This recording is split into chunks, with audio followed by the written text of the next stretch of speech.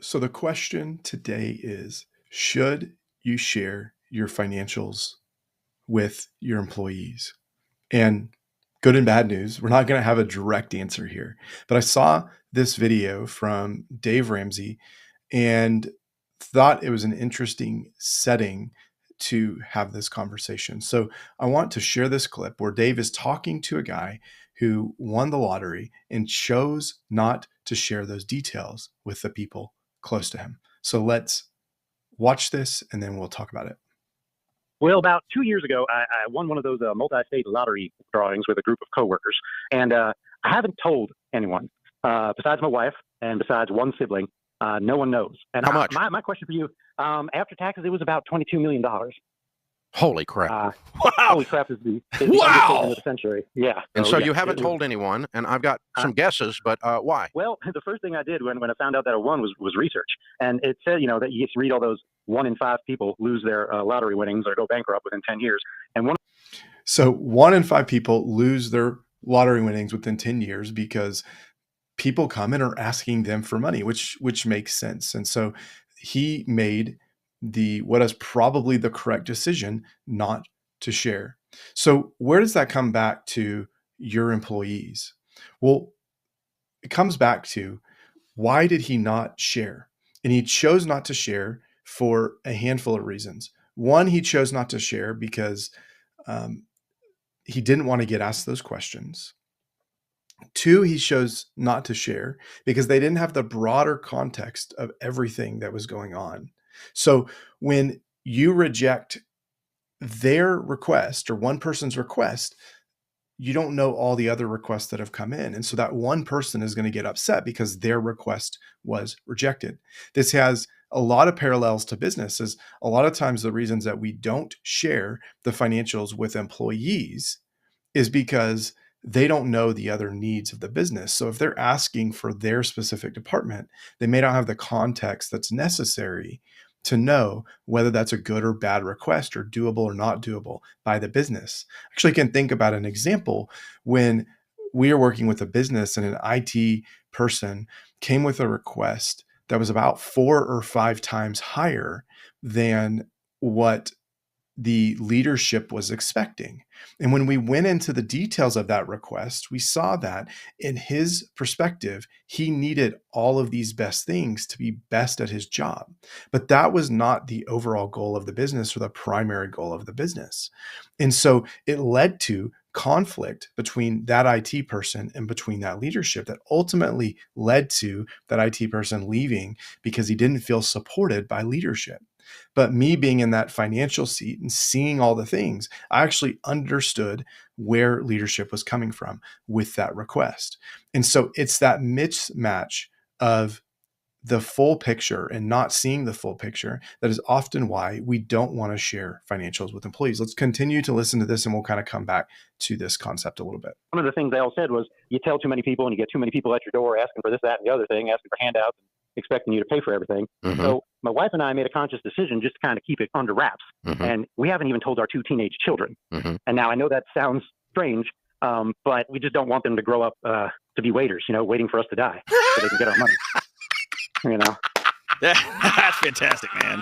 Yeah. I love it. Yeah. I want them to go figure out what this concept of waiters doesn't apply here to a business, but I think the concept of not even telling people close can apply as well, because again, you have to think about what is the motivation and how is the motivation going to change when you share certain information. So people are automatically going to make assumptions about you and the business. And the question is, how is sharing those financials going to change those potential assumptions? So let's keep on. What they want to do in life and get going go on be the track, somebody. and then I'll let them know. Yeah. I'm not going to keep it from them forever, but our parents and stuff, we haven't told any of them. We had another incident about a month after we won the lottery. My wife's great uncle passed away shortly thereafter, and he didn't have any kids and he was never married, and he left most of his inheritance to my wife and her siblings. Mm-hmm. So we've been able to use that as our cover story for when we help people. I bought my mom a roof. When she says, "How can you afford this?" I just say, "Oh, it's great, Uncle Bob's money, Mom. He wanted us to do this." Or whatever. Uncle Bob's money is at least 2x now. That's great. Yeah. Oh, have you got a decent car? You're going to love me, Dave. My house was paid off before I won this. Yeah. My wife and I really have no desire to move. Good. We had just paid cash for 2 Toyotas before we won this, and we still have them. We're not looking to upgrade anything because they're perfectly fine cars. So okay. Are you still? So this guy, he's still working. He has a paid off house, paid off cars. They didn't buy a whole lot of new things. And a lot of people buy new things when they win the lottery. So that's a telltale sign that something has changed and what that looks like. And so he's doing all the right things to keep this kind of under wraps. But I think that in particular has good parallels to business, and that when you buy things in the business, either in the business or personally as a business owner, people make assumptions about the business. And so when you have a $10 million business, a 1% profit is $100,000. So for the employee that's making a salary of say 60 to 80, that 100,000 is going to be more than the employee sees in a year. So they can look at that 100 and see and think, oh, they're rich. But what they don't see is that 1% profit margin puts you on a razor's edge, meaning one little change in the business and you can be losing money and that business can be struggling. So when we talk about what do we share or not share with employees, we need to think about context. I think people have this urge to share and they think that they're just going to publish these financials and the employees are going to get it. But I work with business owners all the time, and the stats show that more than 50% of business owners themselves don't even feel comfortable with the financials. So what do you think the employees are thinking or feeling? What they're doing is they're looking at what matters to them, right? They're looking at their part, and then they're looking at the profits, and they're thinking, if this owner took just a little bit less in profit, I can get the thing that I want. I can get the raise. I can get the widget. I can get the budget that I requested instead of getting denied.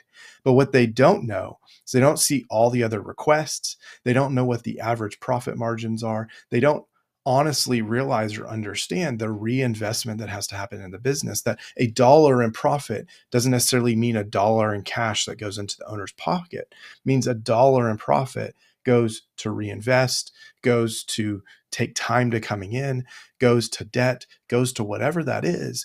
And then eventually the owner gets paid. So if we're going to share financials, we want to make sure employees understand the full financial picture. And that means that you've got to do a lot of financial education. So when I'm asked this question, what I tell people is on default, no, don't share. But if you want to share, I'm absolutely all for that and support sharing if you give employees the right context. So that means explaining and teaching what the profit and loss or income statement means, explaining and teaching what the balance sheet means, explaining and teaching what average margins are, gross and net profit margins are within your business. It means talking to them about how the business success relates to their personal success, and that when the business succeeds, what it means for them personally and what can potentially come back to them. If you can make that connection, they can start cheering for and loving and wanting that personal success and not resenting that business success, because they know that that business success is going to enrich them personally in one way or another. So again, when we ask that question, if you want to do and you're on board with doing that education, absolutely share. Because when you do, some people are going to opt out, and we have to expect that some are going to opt out.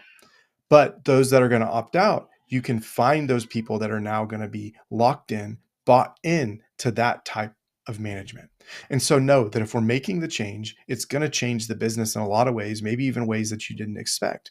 But that if that's ultimately the way you want to go, think about that education.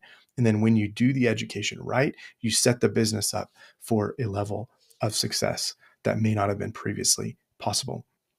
But if that education is not your jam, no problem at all. Don't share. Be very limited in what you share. Stick to measurables that matter directly to the result you're wanting for them, the goals that you set, and the measurables directly related to that. And then you can share more limited information. But I don't like we had this much in revenue or we had this much in profit and just only leaving it there, because then people make assumptions.